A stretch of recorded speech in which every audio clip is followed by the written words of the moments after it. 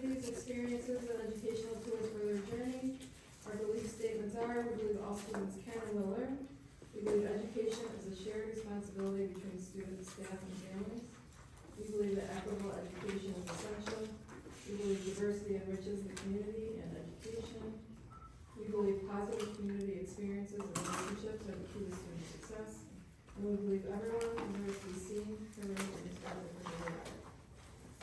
As a board, we adhere to our norms, which includes our social contract, which is 1, listen to understand, 2, be respectful, 3, follow our district 4 Cs, 4, practice confidentiality, 5, focus on the whole district, 6, no surprises, and 7, we govern, not manage, we steer, not row. And number 2 is our public comments, and our first public comment this evening is Amber Baker. I'm not gonna sit down. No, whatever you want to do. So, I don't know if you guys are aware, but the school board calendar is no longer on, like, anything anymore. So when you go to, like, the calendar of upcoming events, it just says no upcoming events are listed, like, even right now, even though this meeting's happening. And then if you go to, like, the calendar for the district, the school board calendar's not on there either.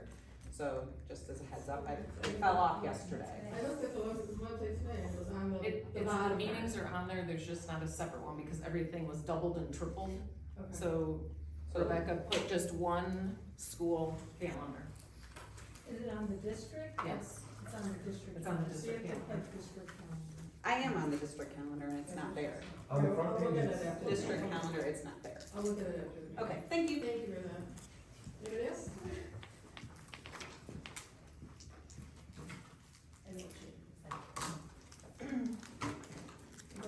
Real quick, sorry, Kristen Thomas Douglas.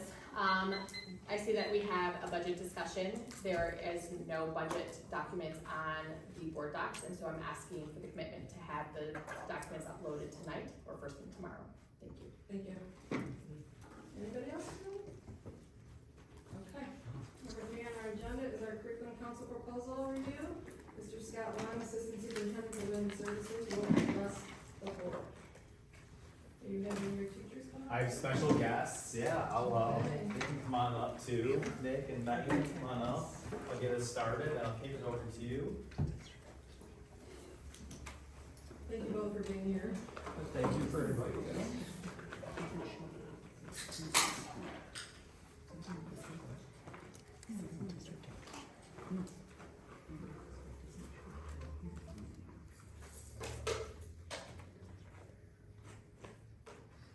Good evening, thanks for having us here today, I'm really excited to be joined with Nick Kissy and Megan Hertzai, 2 phenomenal teachers at West Bloomfield High School, and they're gonna talk about AP seminar. Before they do, I know that Stacy reviewed the strategic plan at the very beginning of the evening tonight, and I'm really excited about the content that's in this presentation, namely because I think it does a great job of highlighting our vision of our students being communicators, contributors, critical thinkers, and collaborators, especially when it comes to communicating, thinking critically, and collaborating, and Nick and Megan will highlight on that tonight.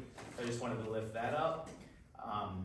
November 18th, we hope to recommend this course proposal to the Board of Education for approval. It's AP seminar for West Bloomfield High School. With that said, I'll stop talking and I'll let Nick and Megan start talking. You guys have the floor. Okay, so our course proposals for AP seminars, so it is a college board course. It's cross-curricular, so Nick is in the English department. I am in the science department currently, but I also have an English degree. So we're hoping to combine our cross-curricular knowledge to help students to explore the complexities of academic and real-world topics and issues by analyzing divergent perspectives. So, Yeah, so the big reason for why we're pitching this course in the first place is that we currently have no honors or AP level courses in which students conduct their own research and present across multiple modalities consistently throughout. In many of our courses, we have like mini units that maybe place an emphasis on this, but in terms of AP seminar, what is unique is that the class is centered around this idea of let's create a research question in response to stimuli texts that deal with social issues concerning the global community, the world around us, and everything like that.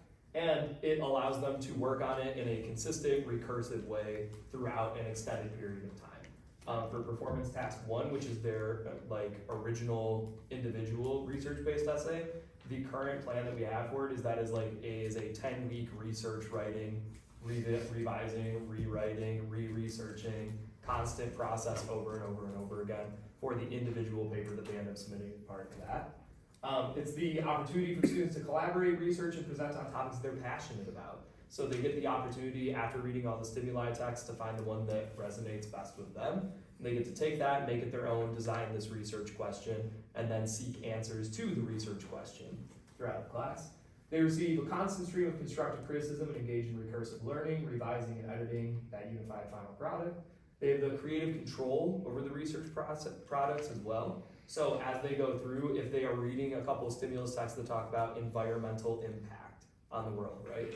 They can then create their own research question that concerns, they could look at West Bloomfield's environmental impact, they could look at Oakland County's, Michigan's, the United States of America's environmental impact and policy, things like that. And they can tackle it from different ways. They could look at it from a legal system, they could look at it from a scientific perspective, they could look at it in all these different perspectives as it appeals to them. And a huge push for this is that it's a skills-based approach. So content can radically change from year to year depending on the stimulus text provided, but as long as we're doing our jobs of working with, this is how you vet sources, this is how you conduct academic research and everything else like that, it does not matter what their content is. It's all about the application of the skills in the final products. And then it's the student-led research and collaborative environment, which builds the community that focuses on academic research and critical thinking to solve relevant problems, which is aligned very closely with our 4 C's, but also what we talked about in the last meeting that we went to. Neither Megan nor I might be experts on law, but Alicia Chase definitely is in the high school. So it also opens up opportunities for our students to be able to make connections with teachers they may have never had, and they get to ask them questions that probe things like, hey, I'm looking into research about current events in this law, or I'm looking into environmental law. Maybe I can talk to Ms. Capello who teaches ACE, or maybe I can talk to Ms. Chase who might know something about the legal barriers or the legal systems that are set up around this. So for the data that supports the need for the course, I did a lot of surveys. And in a survey conducted on all students enrolled in the Honors American Literature sections of the 2023-2024 school year, over 90% of students' responses indicated that students were either highly interested or would commit to taking AP Seminar, where we offer it. This indicates that at minimum, 46 students are interested in taking the class where we offer it during their senior year. So these were students who I had at the end of last year, who I surveyed at the beginning of this year, and I said, if we had this class, would you be interested in taking it? Would this align with what you want to learn? And then of 30 students who responded to a preliminary survey, 28 said that they felt the skills taught in AP Seminar would enhance their writing products and prepare them for college writing or seminar style classes. And so for some additional data that kind of drove the motivation for why we're bringing this to you in the first place, during the 2023-2024 school year, WBSD had 100 students flat enrolled in AP Lang, which is our junior year AP English class. But if we look at who goes to continue on to our senior year AP English class, only 23 continued on. And there are myriad factors to this. Some of it's a scheduling issue, some of it is just personal interest. But the overwhelming reason that students gave when confronted in the hallways by me about it, is that they didn't see how it would benefit their collegiate or career goals. So they said, AP Lang, I get my English 101 credit out of the way. I understand that. They were like, AP Lit, if I've already taken AP Lang, what does this give me that I haven't gotten already before? And if it's not really aligned to my interest, then I'm not inclined to go on and continue on with this track of advanced placement English. So we also then, just as a district-wide, we had 375 students take AP exams with a total of 741 tests taken, with 474 of those tests coming back with a score of a 3 or higher. It's clear we have a population of students that are hungry to be taking these advanced placement classes, that want to seek this college credit and want to get this type of learning experience. But like we said, we currently we have 2 English opportunities for them for AP, and that's it. So just by adding in this course, it's 50% added onto our course offerings, which might not sound like a lot, but it's another opportunity for them. So as Scott mentioned, this class really aligns well with the 4 C's that our district follows. Our students will be collaborating because their first performance task asks them that they have to work together in a group to come up with a research project and present that. So collaboration will be a major element that we're going to use throughout the class. Students will also work together often to accomplish that by like peer reviewing the work of others and learning from each other's writing and even the research that they do, they'll be able to share that with each other. They will also contribute to each other's individual projects. So the second performance task of the class that's required through the AP curriculum is that they have an individual project. And so they can share resources that they find with each other and again, provide feedback to each other. They will have to think critically throughout the entire year as they work through the social issues. They'll develop plans of action. They'll be reading others' work and reading the research and critically thinking and analyzing it. And then they will have to be in constant communication. They are going to be presenting to us and to their peers throughout the class. Oh, am I taking this one? So, I can do it. no, I got it. Okay. So, by the big thing for student outcomes and essential questions. So, by the end of the course, students will demonstrate the ability to form research question response to stimuli, create cohesive evidence-based arguments for social change, and effectively argue a plan of action to address a social issue. So, all of their performance tasks are rooted in this idea of what do I do with this information that I'm being given with, and how do I seek out more? And if we think about like the critical thinking aspect too, a lot of this is, okay, I've read this, how does this fit into the greater puzzle? How does this work out? Because they're going to be looking at really complex social issues. If they were things that had easy answers and easy solutions, they wouldn't exist still, right? So it's a super complex attempt at doing research and proposing solutions to that social issue. And then some of the essential questions that come up with their writing, with their multimodal presentations that they have to do. How do I compile my research into an organized, understandable document? How's an author making their argument? So when I read an outside source, what argument are they making and how are they doing it? Do I agree with the author's argument or are there parts that don't convince me? So if we read through, even if it's a peer-reviewed source and we think it's really, really good, we can point out, but there's this part that I think is a shortcoming in the research. And maybe I need to find another source that further buffs up or compensates for this weakness.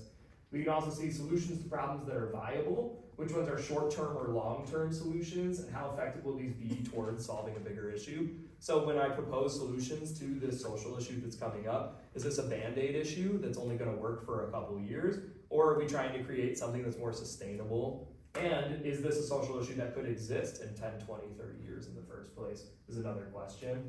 How can I combine ideas from different sources into something unique and cohesive? So how do I synthesize information? What makes a presentation ineffective versus effective? So how do I get up and make this make sense to you? How do I boil down 8 to 9 pages of research into a 10-minute presentation that's engaging and interesting and keeps the attention of my audience? And how can I be an effective communicator of big ideas across multiple mediums and modalities? So not only how do I become a better writer or how do I become a better presenter, it's how do I become better at both? How do I make this work regardless of how I'm representing my data and presenting it to others? And then for the pacing overview, just a brief overview. For quarter one, we talked about focusing mainly on performance task 3 because that's what the AP exam actually is when they sit down. It's an hour-and-a-half exam about, I think it's like an hour and 48 minutes grand total. And so that's an impromptu data-based argumentative essay and 3 short answer responses. And we would also then start talking about research methods and strategies. So how do we differentiate between a good source and a bad source? What's the difference between a peer-reviewed source and a journal source? Is there a difference between those things and in what scenarios do they exist? Quarter 2 then builds into the research methods and strategies, designing a research question, and then doing the group research-based essay with the group multimedia presentation. So once we all conduct our own individual research, how do those pieces fit together? How do we take all these ideas, put it into one cohesive presentation, and how do we deliver it so everyone is meaningfully represented? Then with quarter 3, that's where the individual argumentative research essay comes in. So this is where they kind of break it down to, this is the causes of this social issue, these are the impacts of this social issue, ranging from potentially local to all the way global. And then these are possible solutions that people are suggesting, ways we can try and take action to solve it. And then there's the individual multimedia research presentation where they have a defense. So if anyone here has ever done a traditional master's defense where you get up and then the people who are judging you ask you questions and they say, hey, I really liked what was on slide 4. Can you go back though? I'd like to ask you a question about this graph you chose to include. That's what we do for the individual one. And then for quarter four, it's the submission of performance tasks 1 and 2. So one thing we didn't really talk about is that the AP exam is also, performance task 3 is the only part that they do impromptu. The group-based research essay, as well as the individual research essay, they submit a final product once the teacher has designated like the final deadline for that. So what that means is that we get time throughout the entire semester, throughout the entire school year, where we get to say, hey, this paper looks really good, it's at a B right now, here's how we take it to an A. You have a week to take it to the A. Now we're at an A, how do we take it to the A+? Or if we're looking at it in AP terms, this is a 6 out of 8 on the scale, or a 6 out of 9. How do we get it to a 7? Okay, now we're at the 7, how do we get it to the 8? And at the end, all of their papers that they worked on with us throughout the entire year, we submit on their behalf. So the AP doesn't see where they start, it only sees where they end, which I think is kind of a really cool thing that other APs don't necessarily offer. It's not final product based and like the culmination of your efforts. It is like, or like it is for this one. In other AP cases, it's just content knowledge and can I produce it? This is what have I worked on and what do I have to show for all my learning? And so once we submit those and we do final preparation for the last AP exam, the last part that we've talked about briefly is after AP exams, what we do with this like next month of school we have. And so we talked about doing a community engagement project. So taking everything they've done, either in their group research essays or their individual ones, and then designing a project and hopefully going to elementary and middle schools and maybe teaching lessons on it or finding ways to incorporate it into them. So that way we have some trickle down of juniors and seniors at the high school who've been doing really cool work addressing these social issues, bringing it down to the lower schools, the elementary and middle schools, and showing off what they've been learning in a way that's digestible for younger students too, and getting them excited to do this type of stuff when they get to high school. That other slide is just materials in case anyone wants to ask what does our year at the glance or anything look like. Fantastic. Do board members have any questions? Ms. Davis? Yes, will you incorporate the use of AI? Because that's what they're gonna be really doing when they go out and do the workforce. I know, Yeah. I teach up at Michigan State and I traditionally had said, don't use it. Now, the reality is they need to learn how to use it and how to use the prompts. It's kind of like we gotta get with it before it gets away from us. In academia, we do. The fact is these students are gonna need those skills as part of their soft skill set. Yeah, one thing we talked about when when I presented this to Curriculum Council was using AI to narrow research. And so looking at this and talking about if we're using, my classes right now in American Dream are talking about like, listen, your phone's in your hand, right? So let's talk about ways that we can use this. So should we have ChatGPT write our papers for us? Probably not, because College Board is gonna flag that and they're gonna find it immediately. But we can talk about, hey, I have 8 out of my 10 sources for this annotated bibliography. I love all of them, but I can't seem to find 2 more that work. All right, let's find an AI generator and say, I love this article for what this does. Here's the link to it. Can you find me similar articles, right? So using it as a way to not shortcut the process, but yeah, using it as a tool to enhance the process to make it so that way, instead of combing through page after page after page of like, you know, Google. That's the reality of Yeah. it. Instead of doing that or going through like our search engines, like how we have EBSCO host and everything that we have, I know when I was in my master's, I was on like page 16 before I found something I needed, and I was reading every abstract, praying that this one would give me what I needed, right? We can utilize this as a tool to at least say, hey, I'm not taking away the rigor of this assignment, but I am gonna take away 2 hours of you searching needlessly for Yes. something. Perfect. You Yeah, know? so they still get the basics, but they get this additional tool that they also have to learn how to use. Yeah, and if they can use it effectively, then that means that they can speed up the research process and it doesn't impact the final product, right?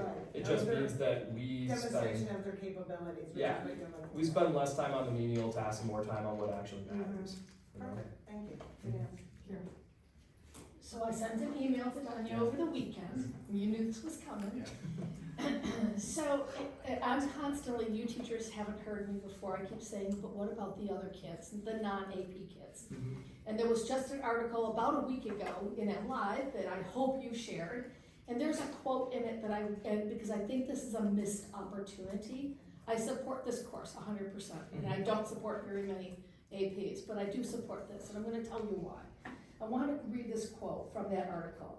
This principal says, by having all students take an AP class early in their high school career, they become more confident in their ability to succeed in a rigorous class. Kids who didn't see themselves as AP students before start to consider taking other challenging classes after taking AP seminar, the principal said. My concern is this. Your proposal says we want to offer this to juniors and seniors. This school on the west side of the state, they put 10th graders in it. And I think that when I look at the essential questions, when I look at the community engagement project that comes in the fourth quarter of this, to me, those are great foundational skills that will help them succeed later in their high school career. And I feel like this is flipped the wrong way. To me, being able to do some of those community engagement projects helps them with their NHS. It helps them build that college application portfolio of experience that they need. It helps them build those writing skills. So while I'll support this class, I really want you to look at giving it to kids younger, not on the way out the door, coming in the door. It's great feedback, Carol, and the timing is so crazy. So obviously, like, different schools have adopted this course at different times, and Right. I'm really excited that Nick and Megan raised their hand and said, hey, let's get this in here. We read the same article, like, right after they presented, and we already talked about, like, how can we look at steps to start to implement that as well. I think it starts with them being trained, them getting a good handle on the course, and then us looking like, what does it look like to have this at 10th grade? Where you take your standards that are required at 10th grade and blend this course with it, which is exactly what that high school is doing, and that's on our radar. Right, and I guess the concern that I have is if we could give this tool to the kids earlier, that ability, that critical reading, that, you know, those writing skills, if we could give this to them earlier, would we see more success on those AP tests? Because you're at, what, about 60-65% success rate on AP tests. I think I would love to see us at 90%. Yeah, Right, we all would, and I know the parents that are paying for it would love that too. But again, it's that skill set that we wanna give them, that critical thinking part of it that they need earlier, not later. Yeah, it's good feedback, thank you. Thank you. I asked all mine in curriculum council, so. Well, Nick and Megan, we really appreciate your time tonight, but more importantly, all the time that you've spent leading up to tonight, presenting at curriculum council, to doing the research, to raising your hand and saying, hey, we wanna get after this, so thank you so much for your time. Also too, on the slideshow, I'm sure you shared it with Yep. all of them. We have the year at a glance document, the AP guidelines and everything else listed there if anyone's interested in looking at those too. We have all access to all of that. Perfect. Thank you. Appreciate Thank it. you Thank very you. much. Thank you. Thank you. Item number four, oh, this will be coming to the board at the next board meeting. Item number 4 on our budget is our budget to actual October 2024. Stancy Hoover, Executive Director of Financial Services. Address the board. We'll go too far, Scott. You're up next. I'm up next, I got the end seat here strategically. Smart call. Yeah.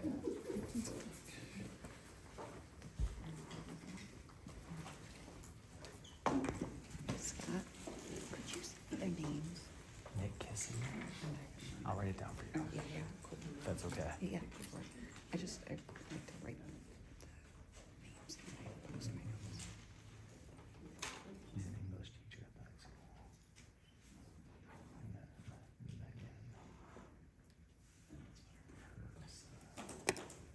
Good evening. This is the budget to actual for October 24.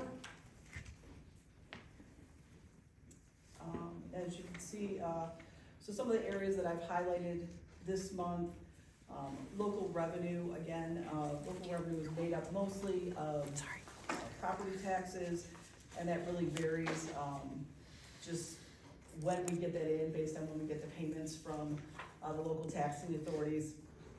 So last year at this point, we had collected a little bit more than we have now, but we don't see any issues. I mean, it will, continue to trickle in. Federal revenue, last year there were 2 grants that had closed out, and we had requested the final amounts for those 2 grants. They were a little bit larger, so that's why we're showing this year that we have 99% left of federal revenue, and last year we only had 86% at this point in time. Down in business services, this was the same thing as last, we have a contracted service, individual who's paid through contracted services. Last year, the payment, was not made until later in the second quarter, and this year, we made that first payment, in the first quarter. So that's why we have a difference there a little bit, and then transportation, we had, so depending on when our tanks are empty, we had a diesel fuel delivery that was in early October in '23, and we had made the payment for that. The delivery in October was received later in the month this year, so we have not yet paid for that diesel fuel that came in. So that, and those are very large payments.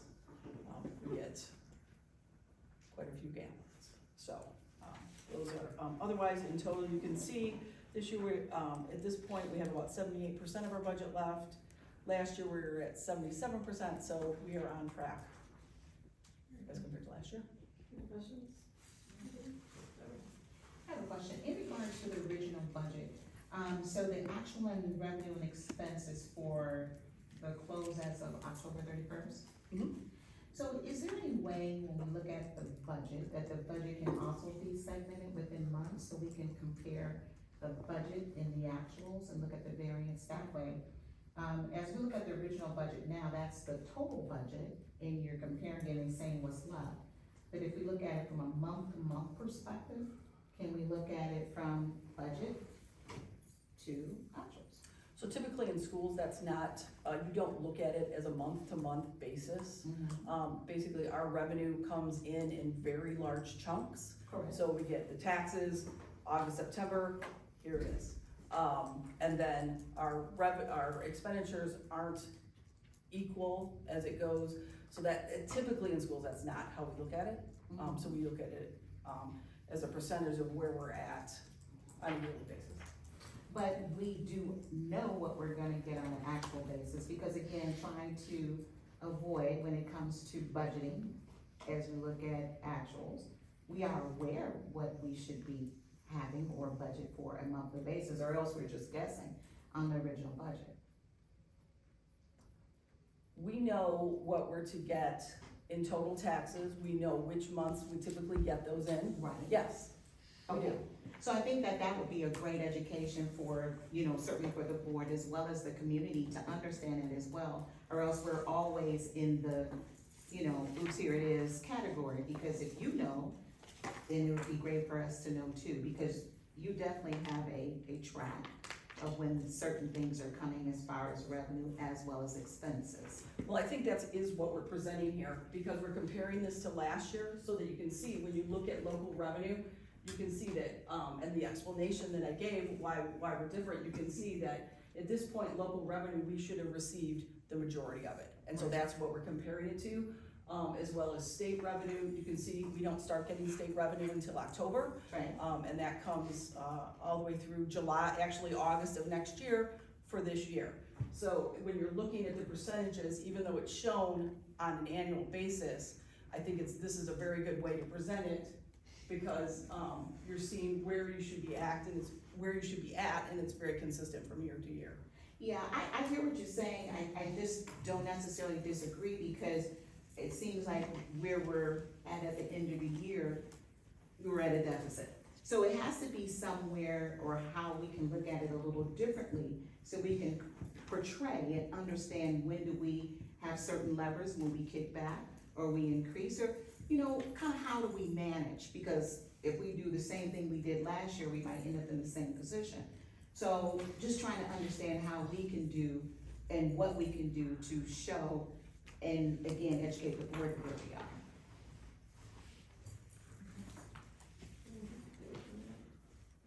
Thank you for that.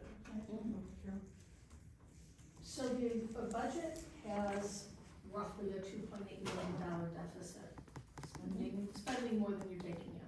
As of the original budget, yes. it is. Have there been interventions that will change that?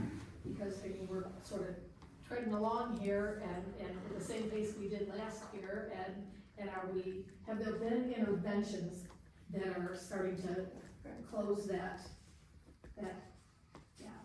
So again, this was based on the original assumptions that we made. I understand. We made a presentation earlier, I don't exactly remember which month. We made a presentation showing that based on what our original budget was versus what then came through, with the governor's budget and the differences that we were going to then show in the First Amendment. So we've presented that to the board. So that is, part of our intervention. We know that we will be getting additional revenue, which will help to reduce, the original deficit. And then as we're working through the budget, and again, this is part of our budget strategy, is that any positions that become vacant, we're looking at them critically, and if we feel that we can eliminate a position, then we do, when it becomes vacant. So those are things that as we're moving through the First Amendment, yes. Just that presentation, you did close the gap by about 800,000, as I recall. So we ended up at about a $2 million deficit. Correct.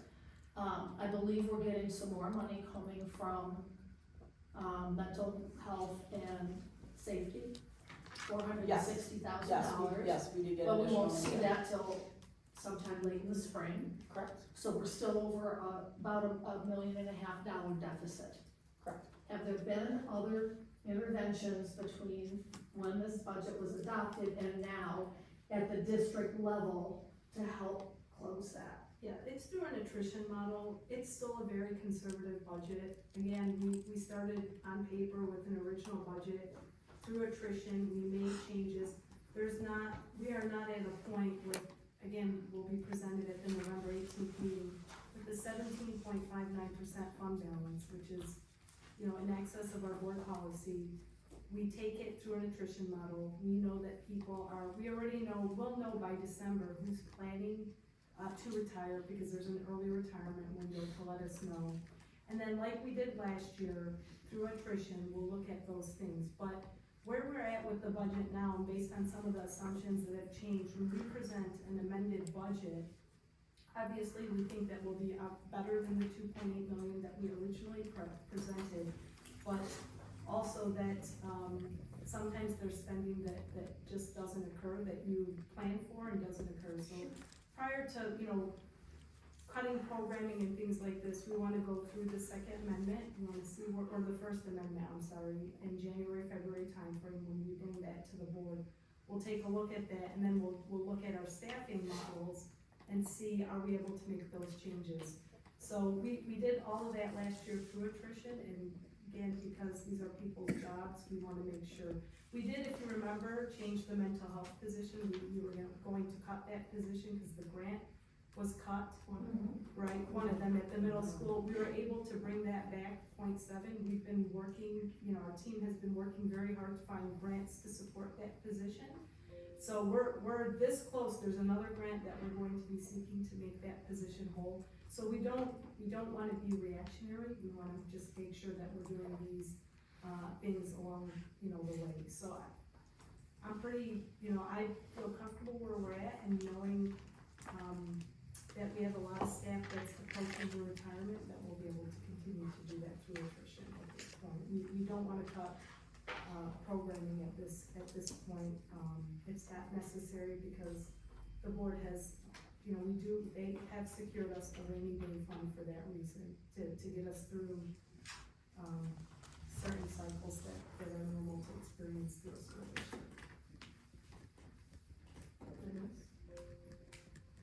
Thank you very much for that. Item number 5 on our agenda is our district goals for 24-25. Mr. Scott will once again present to the board. I also made you guys a copy so that you can have in your board folder of those district goals. So, thank you.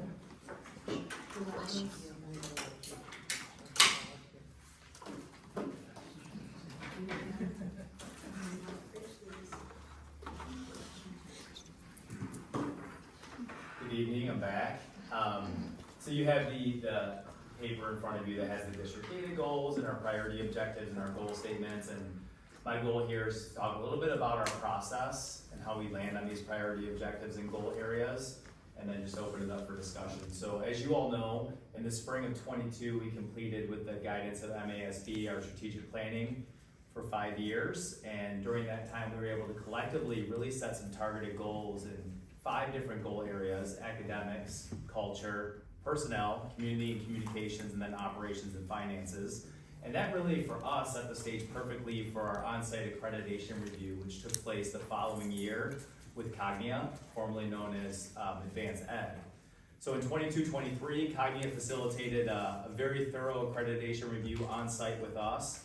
And really the purpose of that accreditation review is to examine the quality of our continuous improvement process. What's great about Cognia is they're aligned with MyKIP, which is the district and school improvement platform that we enter all that information in. What else is great is they assign an individual coach and a review team to each district and building.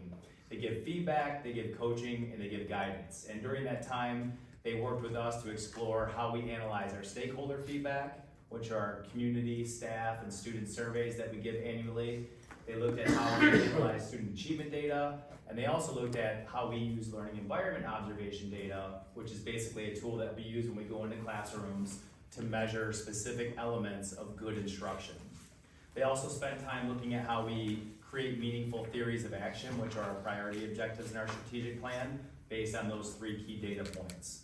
What was great about that is at the end of that process, they gave us a score in all these different areas. They give us our score as a district, and they also match that against their average score within the Cognia network. It was really exciting for us because stakeholder feedback and how we analyze it, we get a score of a 4.0, which is the highest that you can get. The Cognia network average is 3.1. When it came to student performance achievement and analysis, they gave us a score of 4.0 as well. Again, the Cognia average there was a 3.1. And then when it came to learning environment observation analysis, they gave us a score of 4, and the Cognia network average is a 3.0. They commended us on our data-driven approach, and since then, we've continued to lean on their coaching to refine and revise and improve how we establish goals. And essentially, we have a 5-step process. So we, on a quarterly basis, analyze the learning environment observation data that we collect within the classrooms. We share that at the building leadership level and at the PLC level. And then in the fall, winter, and spring, we analyze our NWA MAP growth and achievement at the district, building, and PLC level. Annually in the spring, we analyze our stakeholder feedback. We take all those 3 global district data points. We work with building leadership teams, and we start to narrow down what we think our priority objectives should be in each of those goal areas, namely academics and culture and learning environment. And then after that, we identify strategies that fall underneath those priority objectives, which is what you've seen when you come to board walkthroughs, which is what you see when we present our data, and that's kind of where we landed with that. So that's the overview of the what and the how of how we landed with those, and I can open the floor for discussion. Everybody has seen these in every presentation, like at the beginning of every presentation. And every school that does a presentation begins with that as well. So it's embedded into everything that is being presented. So do you have any questions on the data goals themselves or how they were developed? And on those, I just have other comments, but there were for John. I do, Stacy. Go ahead. In regards to the district data goals, we're talking about like for science. I just wanna make sure I'm on the right page when I ask the questions. So for instance, I'll use science as an example. 5th, 8th, and 11th MSTEP. The percent of students that are proficient will be at least 10% above the state average. That's the goal. That's the goal? That's a district data goal, yes. Okay, so I do have a question in regards to that. I just wanted to make sure it's on our page. So when we look at this goal for West Bloomfield School District, because we are West Bloomfield and the state, this is state. Again, I think I've asked for this in different meetings, for us to compare ourselves with our peer districts and not necessarily the state average, and looking at our neighboring districts, which are different, and then looking at the whole harmless districts as well, because there's about, 31 school districts in our entire state that have the privilege of whole harmless, and we happen to be one of them, which gives us more revenue per pupil. So when we compare ourselves to the state average, we're comparing ourselves to Cass County and Benzie County, and those are some of the, counties that don't enjoy the per capita that we do or the state per pupil rate. So when we compare ourselves, it seems as though we would compare ourselves if we're having a true measurement of those school districts that have whole harmless, that are like us, and enjoy some additional revenue per pupil, and our peer districts, so we can look at demographics, or else we're just comparing ourselves to, I can compare myself to Simone Biles, but I'm never gonna win. It's Never say never. well, I'm gonna Never. say that at this point. But again, for us to compare ourselves with the state and say we're gonna go 10% above, when we have peer districts that are outperforming us at this point, what's our measuring stick? Because again, we have other districts that are whole harmless. They're outperforming us as well. So where do we set our bar so we can be competitive with those that look like us demographically and resource rich? So the 10% state average for each one of those, in my opinion, that's not us stretching to meet a goal. Because again, the state average includes everyone within the state, but not necessarily those that live around us.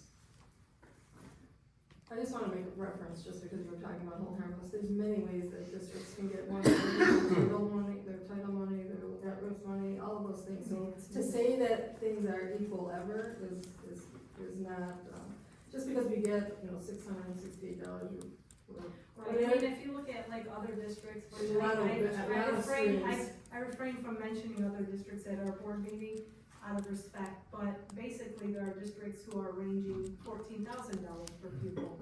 There are some that are ranging $12,000 per pupil. Ours is actually one of the lower ones on the end.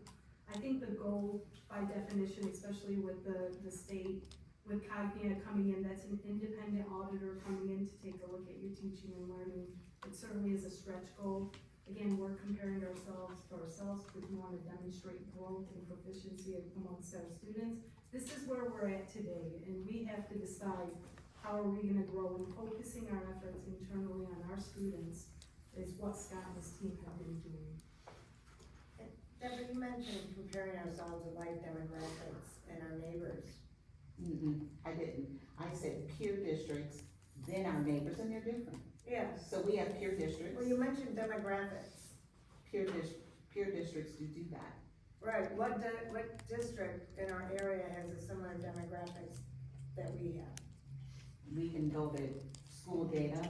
Scott can certainly pull that forward, so Donnie can mention what those districts are. But we are a district and we are compared with peers, and we do have neighboring districts. Right, I'm just trying to figure out what the definition of peer is. Just because they're geographically close to us, or is it because they're It'd be like Similar students. socioeconomic, Right. similar demographics in terms of specialist population, And funding? student count, funding. I mean, there's a number of. Yeah. Used to be like Anchor Bay was it? And But I it's don't like think I it is said, anymore. we can certainly pull it. It's not like it's not in school data, so that information can be known, we can pull it and look at it. But those are our peer districts, and then we have those districts that are our neighboring districts, and those are different. But if we compare ourselves to our peer districts, then we can understand how well we are comparing to those districts. I will go back to the fact that, again, we have neighbors that live right across the street in West Bloomfield. Some children go to Wall Lake, some children go to Bloomfield Hills. Again, I don't wanna put our kids up to that lemonade sale because our kids won't know how to make change. And that is a concern because again, of the proficiency, those would be our neighboring districts. So when we look at the data, state average is not cutting us for West Bloomfield because we have different demographics that we have within the state that we can compare ourselves to. I think it's a very low bar. I understand what you're saying. Is this an attainable goal or is it a reach goal? I think it's, in certain grade levels attainable, and in certain grade levels a little bit of a stretch goal, right? So I think it depends on the grade level you look at. Carol, you had something? So I'm not sure where this fits in, so I'm gonna kind of look at both of you, because one of the issues that isn't talked about in this document is attendance and the tardiness and the kids that are being taken out of a class period. I mean, there's this apparently a pass system where kids can get a pass to get out of a class at the high school, and the teacher's name that's on it doesn't even have to approve it. And there's all kinds of things that if a kid's not in the class, they're not gonna achieve some of this stuff. That's for advisory. And so Just so you know, that's an advisory class. I've heard it's for other things. But, I mean, if you need extra help, you can go. Yeah, but again, It's not a regular, I mean, it's the advisory hour. But again, attendance needs to be a priority objective here. And attendance in the broad scope of whether they show up late, whether they're leaving early, whether they're, missing class periods, or they're just not here.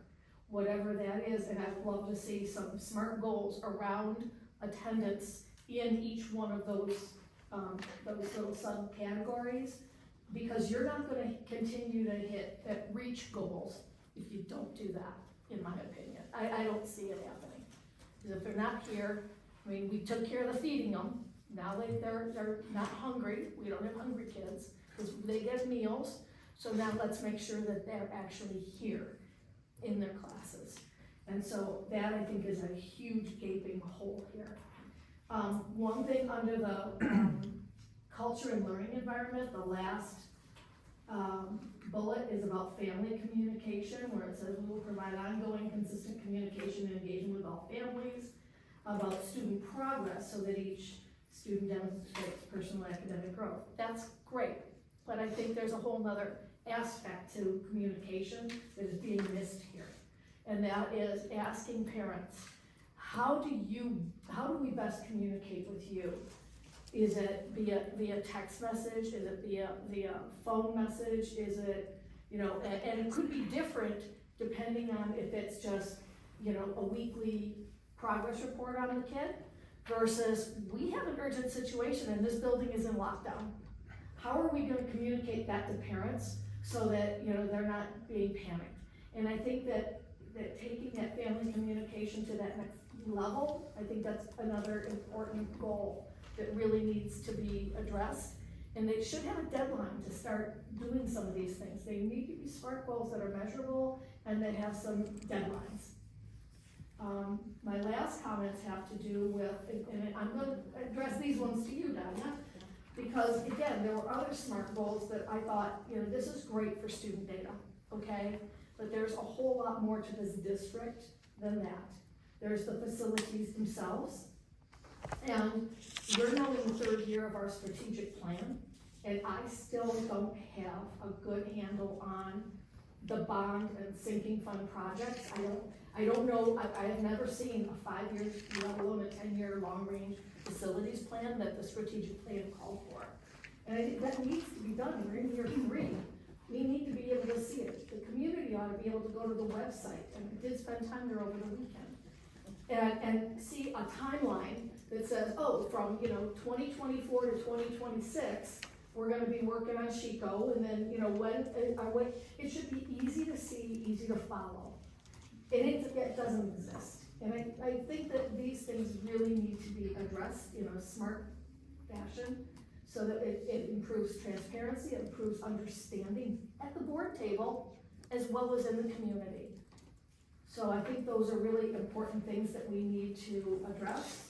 Another thing that's not addressed as a priority objective is getting budget accuracy down. We had Kyle and okay, he was a superhero. He could get the end of the year budget to within 1% of budget to actual. And we need to get there.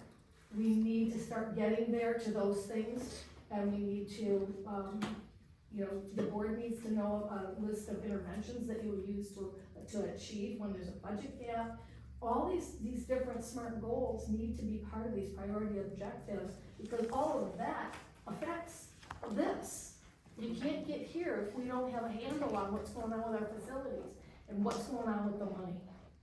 So it's that trickle down effect that's got to be done in a very detailed fashion. That's what I have. Just wanted to add one more thing too, since my fellow board member went to, I'm Jackals, I was with the data first. But and I'm gonna go here, In the priority objectives, and we talked about, the model which we have, in regards to the attrition model. So that's really more of a human resource kind of model of human capital and where they belong and where they're, what we have. That should be something that we can understand, not necessarily where we're cutting programs. How do we actually plan to do that? And how does that human capital model work right into, again, all of these goals? Because it takes people to make everything work. So we need to understand, again, how those people, because some people will leave because of attrition, but if we really plan on trying to strengthen to at least 10% above, certainly hope more than the state average, we might need different resource individuals to do that. So as some leave, we may need some specialists to come in unless there's another way in which we're gonna utilize staff. But we should know that. So again, it gets down into, I think, Harold mentioned SMART goals, and there's another, set of goals that we can use, some objectives and key deliverables. We need to know what those are as well, so we can understand when we sit down, what are we marching toward, and feel good about it. Anybody else have any questions? Okay, thank you, Scott. Thank you. Thank you, Scott. Thank you. For 6 on agenda, we're good for the order. We have a few things, but does anyone have anything for us? Okay, one, there's gonna be an open seat on the policy committee for January.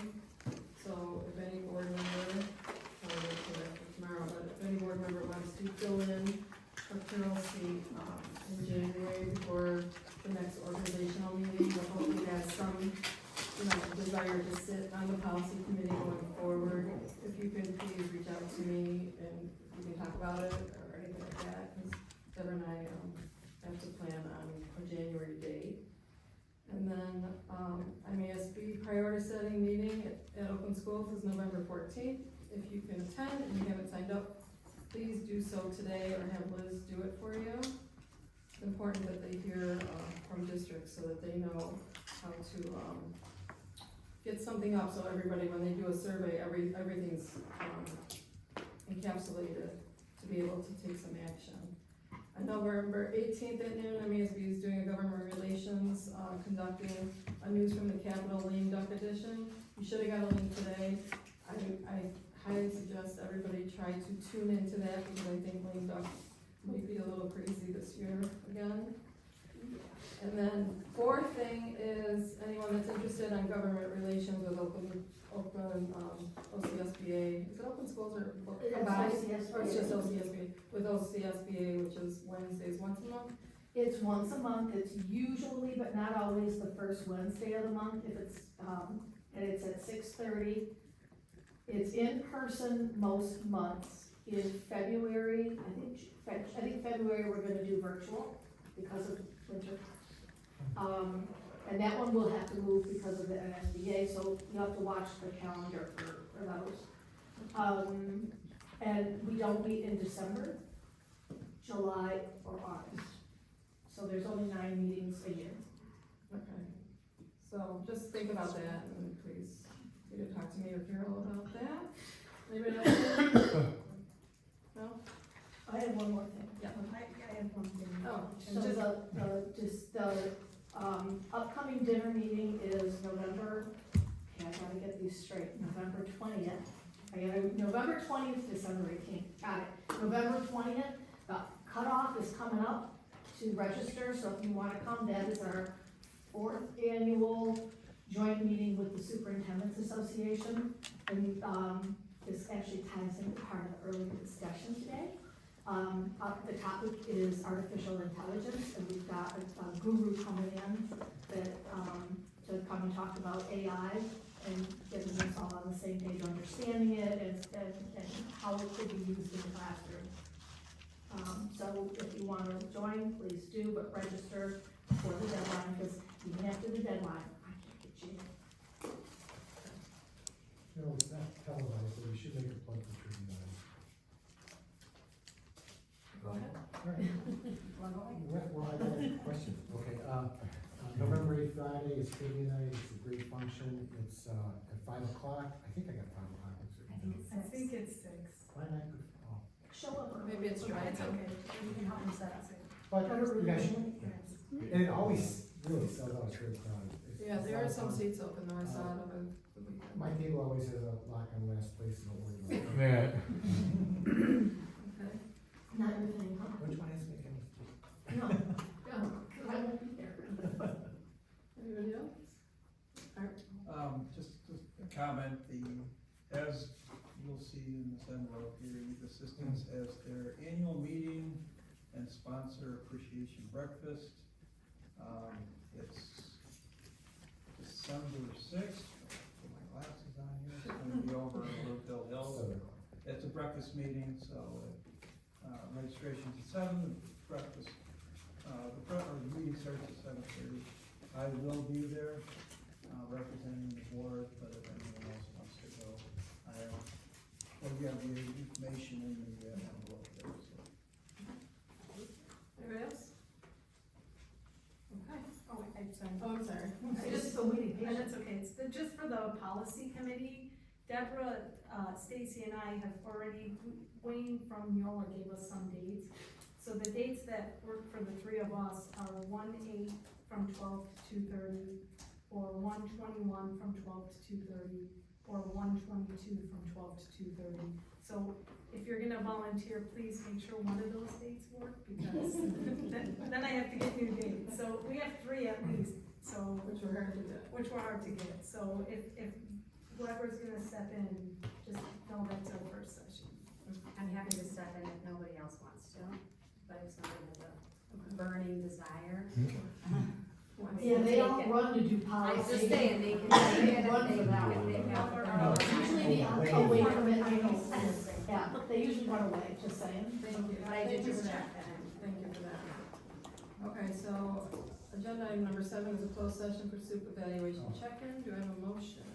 Yeah. I move to convene the closed session for the purpose of the superintendent evaluation under Illinois Open Meeting Law, section 8:1. Ashley? Can I ask a clarifying question before we vote? Yeah. This is only for evaluation purposes, there will be no discussion of goals, is that No, correct? that's just for evaluation Okay. check-in. Just I have a motion to convene into closed session for the purpose of the superintendent evaluation. Has been moved and seconded. Are there any questions or comments? Okay, Deborah? Roll call. Oh, yes. Carol? Yes. Nick? That's funny. Julie? Aye. Ashley? Yes. Art? Yes. Stacy, yes. Motion passes 7-0. So what time is it? 7:39. Thank you. 7:30. Thanks everybody else for being here.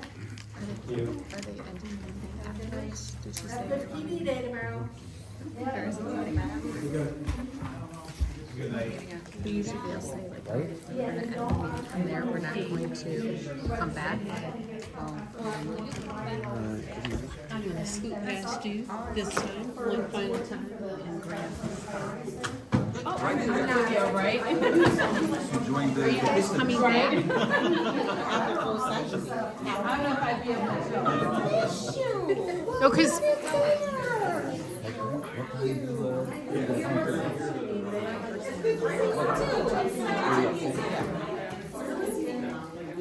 hey Carol, quick question, are you guys coming back?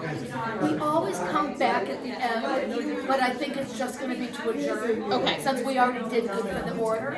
Cause usually Nothing else on the agenda other than to adjourn. okay, usually they say that and it wasn't spoken in this, so I just wanna make sure. So nothing after the session. Okay, thank you. I thought you would say